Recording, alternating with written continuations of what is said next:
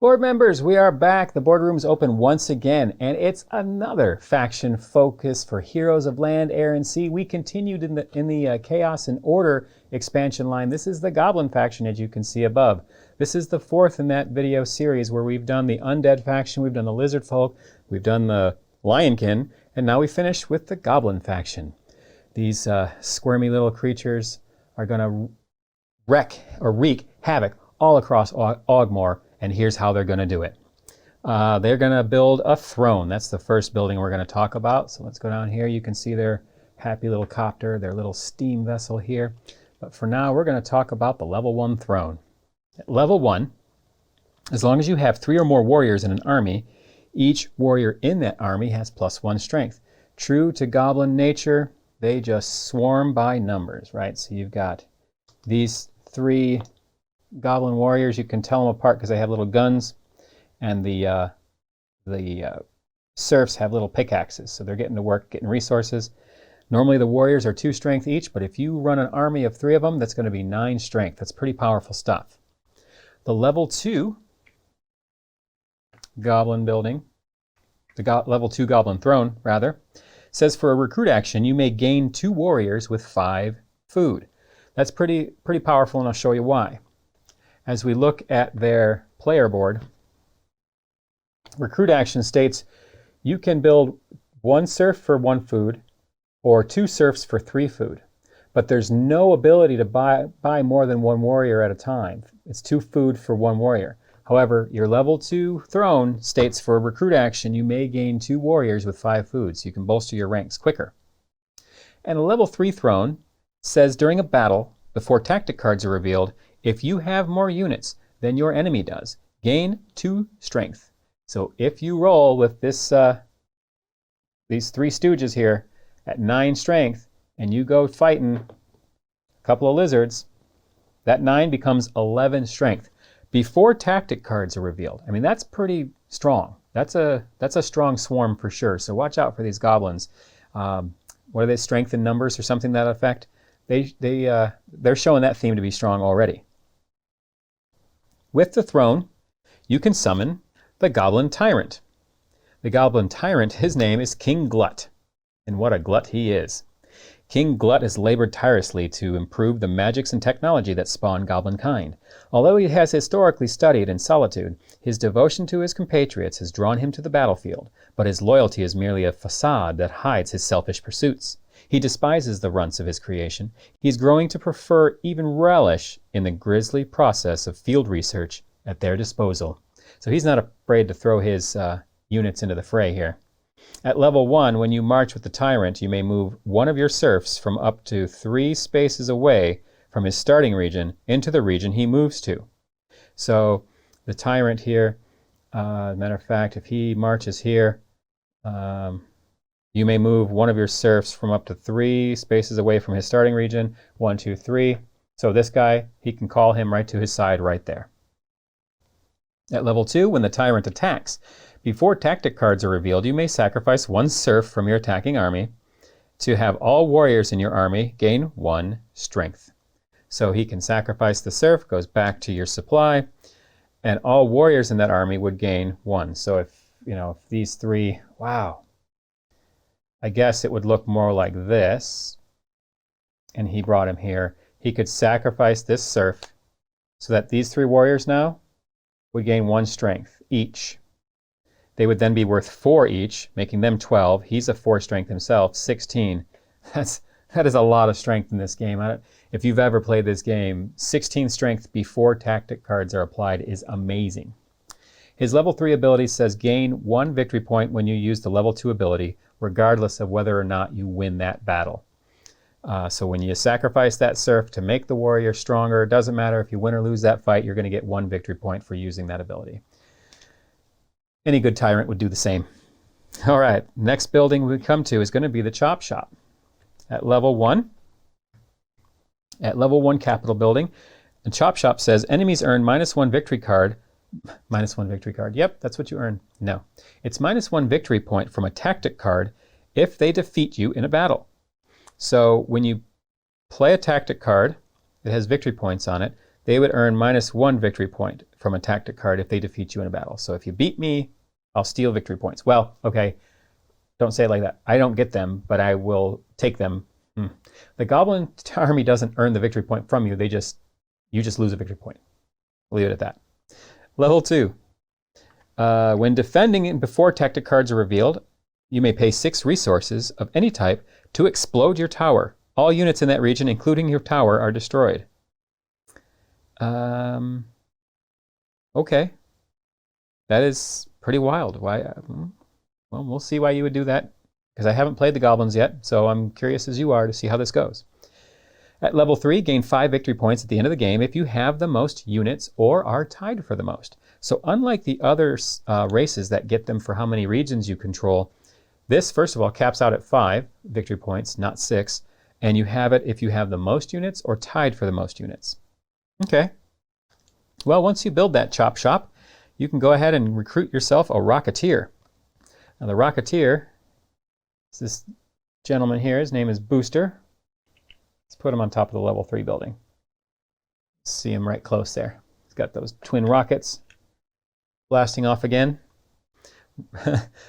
Booster says, goblins are social and prefer to live as a raucous mob, so it is uncommon for single goblins to venture outside their territory alone. It's even less common for one to torpedo through the skies as a green-skinned blur with a homemade jetpack. A truly unusual goblin, Booster, supports his adrenaline-fueled hobby through touch-and-go robberies and race winnings. Oh, he's like got these little roller skates as well. That's pretty interesting. This guy's crazy.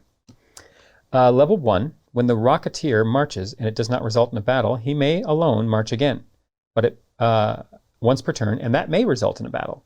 So if he moves and doesn't start a fight, he can then move again and then start a fight. At level 2, after the Rocketeer marches, gain 1 resource from each region he moves through, but it must be of that resource type. So as he marches 1, 2, he will gain an ore and a food, and he moves through here, and he gains a mana, so it has to be the type. Level 3 states if the Rocketeer loses a battle, instead of him being destroyed, you may move him up to 2 spaces away, but cannot result in another battle. So, as long as he can move 2 spaces away and get out scot-free, he can stay on the board for quite some time. That's the whole try and don't succeed, try and try again. Yeah, the Rocketeer will keep trying and trying again. All right, that leads us to the 3rd building, which is the Rage Cage. The Rage Cage level 1 says for a march action, you may move your units from one region into 2 separate regions. You may move your units from one region into 2 separate regions. All other movement rules apply. Okay, so usually you have to move as an army, but here it says for a march action, I could move them here and him here. And it does state 2 separate regions, so I'm not thinking you could, get this out of the way, I'm not thinking you could move them there, these 2 here, and him here. That's 3 separate regions, so it would have to be 2 separate regions. Level 2, for a recruit action, you may gain 3 serfs by paying 5 bread. Okay, so again, it's allowing us to break the rules of only getting 1 serf or 2 serfs or 1 warrior or 2 warriors. Now we can get 3 serfs by paying 5 bread. That's really, really cool. It would normally cost 3 bread to get 2, so now it's 5 bread to get 3. Cool. And the Rage Cage, level 3, says for a march action, you may move one of your towers 1 space. There must still only be 1 tower per faction in a region. Huh, so their towers can move. Now we're getting somewhere with that explode towers. When defending and before tactic cards are revealed, pay 6 resources of any type to explode your tower. All units in that region, including your tower, are destroyed. Okay, now we get it. Move that tower into somewhere where they have a really buff hero and just explode it and kill their hero. I'm thinking like the Gladiator in the Lionkin video. You can watch that linked above as well. That guy's pretty strong on his own, so if you move that tower into a desert region, if you're playing against the Lions, just blow him up and anybody else that's in there. Probably the Monk too, that'd be a good choice to blow him up. When you build the Rage Cage, it allows you to recruit the pyros, Crackle and Pop. Oh snap. Criminals Crackle and Pop were each sentenced to death to face off in the Rage Cage, but it resolved in a stalemate. Crackle proved far too clever, and Pop far too strong to meet defeat. The conniving king, Glutt, pardoned the 2 and instead used their collective knack for clever and brawny destruction for his own means, knowing that 2 heads and a detonator are better than 1. So where are these guys? Oh, that's these guys here. They are stacked like on top of each other doing the whole piggyback ride thing, and he's carrying a bottle or a keg of TNT. So at level 1, Crackle and Pop the Pyros may explode before tactic cards are revealed.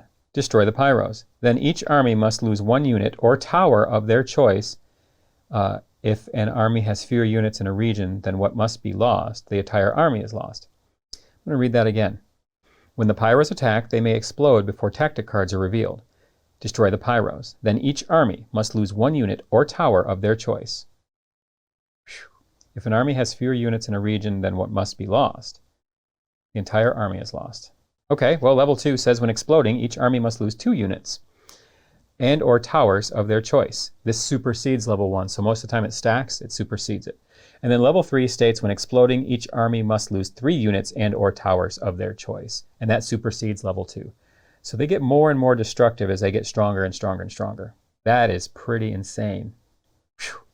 Okay, that's like auto-killing massive amounts of people or armies or units and towers. Man, I can't wait to see that actually happen. I just hope it doesn't happen against me. Let's start with that sea dock. We've got ships and airships to talk about. Here is their sea ship called the Submarine. It's not yellow. I apologize for that. Level 1 Submarine says for a sail action, you may submerge the submarine. Place above the faction board. In another sail action, you may surface into any sea or shore region. So for one sail action, you take them underwater. And then for another sail action in a future turn, you bring them up in any region. So they're basically teleporting anywhere in the water areas on the board. Level 2, when collecting resources, gain 2 of your choice if the submarine is submerged. So basically they go underwater, find whatever resources you need, and in a future turn you bring them up and attack, most likely. Because if the submarine surfaces with a level 3 capital, if it surfaces into a battle, they gain +2 strength for that battle. So if your opponents are silly enough to field their sea ship when you have a submarine submerged, you just pop up and shoot them. That's the way that's going to go. Now the air spire. Darn sure, my favorite air model in the game. This steam copter, it's ridiculous. Let's bring it into full view here. Just bask in the glory that was this steam copter with separate propellers. It's my favorite aesthetically. It was not my favorite to put together. So I'll make that distinction. At level 1, the chopper may fly over an enemy-controlled region without fighting. Normally you cannot do that. At level 2, you may use ore to pay for any tactic card as long as the chopper is battling. Awesome. And at level 3, the chopper is +2 strength when battling towers and capital cities. So if you were to fight the lizard folks' capital city here, you could plan it out that you make a march action there, surface your submarine here. The submarine's +2 attack for surfacing. Your airship is +2 attack for fighting a capital city. You bring along, what was it, 3 warriors? 1, 2, 3 warriors. And you're good to go, right? These 3 warriors are +9. Or the 3 warriors are 9.